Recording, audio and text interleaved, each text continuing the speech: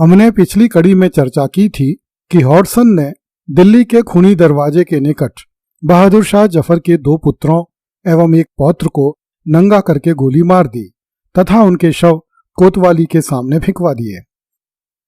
सभी अंग्रेज सिपाही चाहते थे कि वे बादशाह तथा शहजादों को अपनी आंखों से देखें, जिनके खिलाफ उन्हें 4 महीने की लंबी और रक्त रंजित लड़ाई लड़नी पड़ी थी।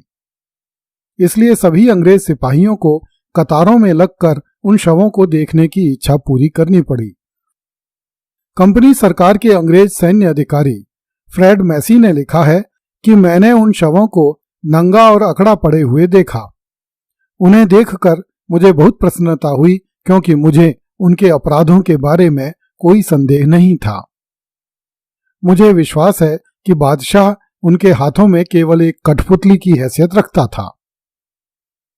बादशाह के पहरे पर नियुक्त चार्ल्स ग्रिफ्थ नामक एक अंग्रेज अधिकारी ने इन शहजादों की हत्या करने के लिए विलियम हॉडसन की प्रशंसा करते हुए लिखा है कि हॉडसन ने संसार को उन बदमाशों से मुक्त कर दिया। दिल्ली की पूरी सेना इस काम में हॉडसन के साथ है।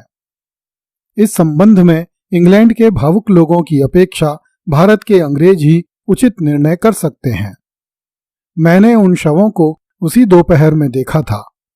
मैंने और जिन लोगों ने भी उनके निर्जीव शवों को देखा, किसी के हृदय में भी उन बदमाशों के लिए किंचित भी दया या खेद नहीं था। उन्हें अपने अपराधों का सर्वथा उचित दंड मिला था। 3 दिन तक वे शव वहां पड़े रहे और फिर उन्हें बड़ी बेइज्जती के साथ गुमनाम कब्रों में दफना दिया गया। शहजादों के शवों को देखने के बाद बहुत से उत्सुक अंग्रेज सिपाहियों की टोलियां लाल किले में पहुंचने लगी, जो कंपनी सरकार के बंदी बादशाह को अपनी आंखों से देखना चाहते थे। बादशाह बड़ी दयनीय अवस्था में अपनी बेगम के महल में बैठा था, पिंजरे में बंद किसी जानवर की तरह। एक अंग्रेज अधिकारी ने लिखा है कि दर्शकों के मन में बादशाह की यह छवि पिंजरे में बंद जानवर की तरह इसलिए भी लगती थी क्योंकि उसी सहन में जीनत महल का एक पालतू शेर भी बंधा हुआ था। जिस अंग्रेज जेलर ने बादशाह तथा जीनत महल को बंदी बना रखा था, उसने 24 सितंबर 1857 को उच्च अधिकारियों को पत्र लिखा कि इस शेर को यहां से हटा दिया जाना चाहिए, क्योंकि उसे भोजन देने वाला कोई नहीं है, या फिर उसे किसी हिंदुस्तानी को बेचकर धन कमाना चाहिए। यदि दोनों में से कोई काम संभव नहीं हो तो इस शेर को गोली मार देनी चाहिए। ह्यू चिचेस्टर नामक एक अंग्रेज अधिकारी ने अपने पिता के नाम दिल्ली से लंदन भेजे गए एक पत्र में लिखा, मैंने उस सुअर बादशाह को देखा, वह बहुत बूढ़ा है और ऐसा दिखता है जैसे कोई नौकर हो। पहले हमें मस्जिद के अंदर जाने या बादशाह से मिलने के लिए जूते उतारने पड़ते थे, किंतु अब हमने यह सब छोड़ दिया है। कुछ और अधिकारियों ने अपने घर वालों को लिखा कि उन्होंने बादशाह से बुरी तरह बेइज्जती से व्यवहार किया और उसे खड़े होकर सलाम करने के लिए विवश किया, जबकि एक अंग्रेज ने शेखी बघारी कि मैंने बादशाह की दाढ़ी नोच ली। इन पत्रों से पता चलता है कि बादशाह के विरुद्ध अंग्रेज सिपाहियों की घृणा का पार नहीं था। 22 सितंबर 1857 की रात को दिल्ली का नया कमिश्नर चार्ल्स सैंडर्स तथा उसकी पत्नी मैटिल्डा ने बादशाह से भेंट की। उस समय चार्ल्स ग्रिफ्थ बादशाह के पहरे पर था। उसने लिखा है कि बादशाह बरामदे में एक मामूली देसी चारपाई पर बिछे एक गद्दे पर पालथी मारे बैठा था। वह अजीम मुगल नस्ल का अंतिम प्रतिनिधि था। देखने में उसमें कोई विशेष बात नहीं थी। उसकी लंबी सफेद दाढ़ी उसकी कमर की पेटी तक लटकती थी।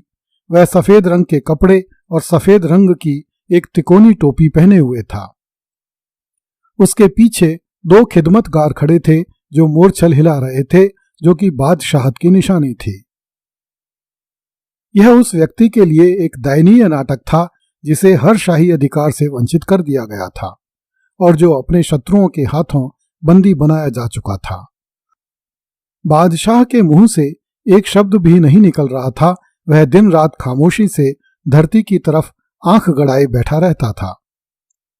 चार्ल्स सैंडर्स तथा उसकी पत्नी मैटिल्डा ने बादशाह को बताया कि उसके 2 पुत्रों एवं एक पोते को गोली मार दी गई है।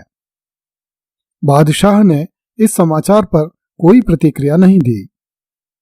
मैटिल्डा सैंडर्स का कहना है कि जब पर्दे के पीछे खड़ी जीनत महल ने यह समाचार सुना तो वह बड़ी प्रसन्न हुई और उसने कहा कि बादशाह के बड़े बेटों की मौत की मुझे बेहद खुशी है, क्योंकि अब मेरे बेटे जवान वक्त के तख्त पर बैठने का रास्ता साफ हो गया है। कुछ लोग इसे ईमानदारी भी कह सकते हैं, किंतु ख्वाबों में रहने वाली उस बेचारी औरत को यह ज्ञान नहीं था कि उसके पुत्र को इस संसार में कोई तख्त नहीं मिलेगा, जैसा कि उसे शीघ्र ही पता लगने वाला था।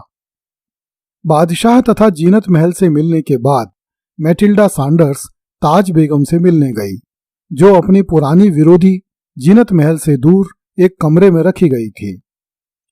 मैटिल्डा ने अपनी डायरी में लिखा है, हम लोग एक और बेगम से मिलने गए जो अपने जमाने में बहुत खूबसूरत मानी जाती थी। हमने उनको अत्यंत शोकग्रस्त अवस्था में पाया। उनके कंधे और सिर काली मलमल के दुपट्टे से ढके हुए थे। उनकी मां और भाई दोनों गदर के दौरान फैले हैजे से मर गए थे। लॉर्ड एल्फिंस्टन और जॉन लॉरेंस ने लिखा है कि दिल्ली का घेरा उठाए जाने के बाद हमारी सेनाओं ने क्रूरता का जो प्रदर्शन किया और जो अत्याचार किए, उन्हें देखकर वास्तव में दिल दहलने लगता है। शत्रु मित्र में कोई भेद नहीं करते हुए प्रचंड प्रतिशोध की अग्नि दहका दी गई। लूटमार करने में हमारी सेनाओं ने नादिर शाह को भी पीछे छोड़ दिया। जनरल आउटरम तो संपूर्ण दिल्ली को ही जलाने के लिए कह रहा था। अगली कड़ी में देखिए, अंग्रेजों द्वारा दिल्ली एवं अवध में किए गए कत्लेआम ने तैमूर लंग एवं नादिर शाह की याद दिला दी।